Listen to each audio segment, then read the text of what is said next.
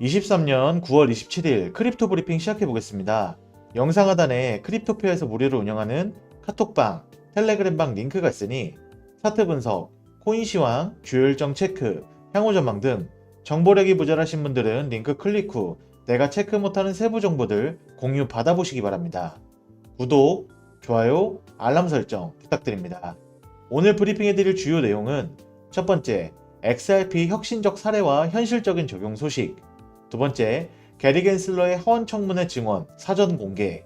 세 번째, XRP 자금 유입 폭발적인 증가와 의미 해석. 이 세 가지가 되겠습니다. 먼저 XRP의 혁신적인 사례를 체크해 보자면 글로벌 금융기업 HSBC가 FCP페이를 통해서 암호화폐를 활용해 모기지 대출금을 결제할 수 있게끔 만들었습니다. 결제 가능한 토큰들의 종류도 화려한데 비트코인, 이더리움, XRP, 도지, 시바리움 등 출생이 밈코인인 코인들도 포함되어 있습니다. 여기서 참 재밌는 포인트가 이게 또 하필 부동산 모기지 대출금 결제를 크립토커런시 기반으로 구현한다고 합니다. 아시는 분들은 아시겠지만 HSBC 은행은 스탠다드 차타드 은행, 또 중국은행과 함께 홍콩 달러를 발권하는 곳입니다. 홍콩 통화청은 지금 홍콩 CBDC와 관련하여 프로젝트를 진행 중인데 단순히 CBDC를 발행하는 수준이 아니라 기존 자산을 NFT화 시켜 토큰화하는 작업에 대해 리서치를 진행하고 있습니다. 특히 부동산 NFT와 관련된 부분을 리플과 함께 진행하고 있는데 부동산 자산을 토큰화 시키고 이 과정에서 벌어지는 결제를 CBDC로 진행하고 부동산 대출금도 CBDC로 주고받게 만드는 나름 의미 있는 수준의 혁신 구현을 진행하고 있다는 겁니다. 그런데 홍콩 달러를 발권하는 HSBC가 부동산 모기지 대출 결제를 기존 코인으로 가능하게끔 구현했다는 건 홍콩이 추구하는 미래적 혁신과 맞물리기에 홍콩과 리플의 CBDC에 대한 기대감과 실생활에도 적용이 가능하다는 점이 매우 강력한 호재로 다가올 것으로 보이는 이슈였습니다. 다음은 문어 대가리, 게리 겐슬러의 망언에 대해 체크해보자면 겐슬러가 이번 하원 청문회에서 증언할 내용이 사전 공개가 됐습니다. 내용을 살펴보면 겐슬러는 대다수 암호화폐 토큰은 미국 증권법이 규정하는 투자계약의 정의를 충족할 가능성이 높다. 대다수 토큰이 증권법 적용 대상이라는 점을 고려하면 대다수 중개업체들도 증권법을 준수해야 한다.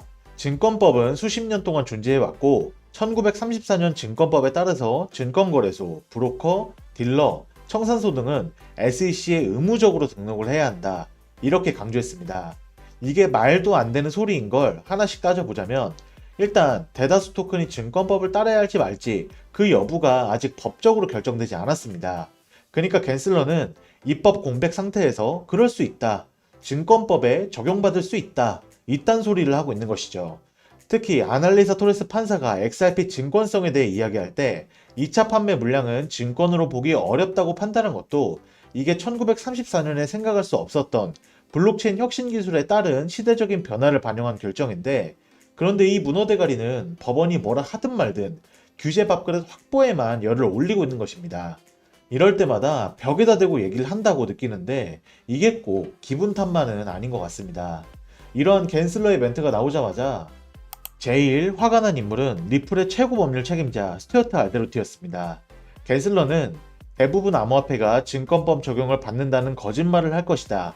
아마도 이번 하원 청문회에서 의원 한 명은 리플 사건에 대한 7월 판결문 일부를 읽을 건데 XRP가 하위 테스트에 따라서 증권계약 또는 판매가 아니라는 문장이다. 이렇게 강조했습니다.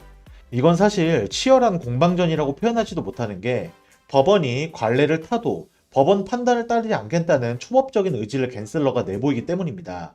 추후 법원의 최종 판단이 어떻게 나올지 그리고 그 결론이 나왔을 때 인정을 확실하게 할지 겐슬러의 반응이 매우 궁금하네요. 다음은 최근 시장의 약세에도 불구하고 XRP의 자금 유입이 상당히 많아졌다는 소식입니다. 코인시어스의 최신 보고서에 따르면 암호화폐 투자 상품 가운데 XRP 자금 유입이 700%나 급증하면서 확실한 선두주자가 됐다고 의미를 부여했습니다. 코인시어스의 XRP ETP 상품에 지난 한 주 동안 70만 달러가 쏟아지면서 자금 유입이 7배나 증가했다는 게 핵심인데 70만 달러라는 숫자가 사실 엄청 어마무시하게 크다라고는 못하지만 요즘같이 가격 흐름이 모호한 상황에서 기관들이 슬슬 움직인다는 것으로 해석할 수 있고 특히 최근 들어서 XRP에 대한 금융기관들의 채택 상황, 이런 것과도 연결지어서 해석할 만한 꽤나 긍정적인 유입 소식이었습니다.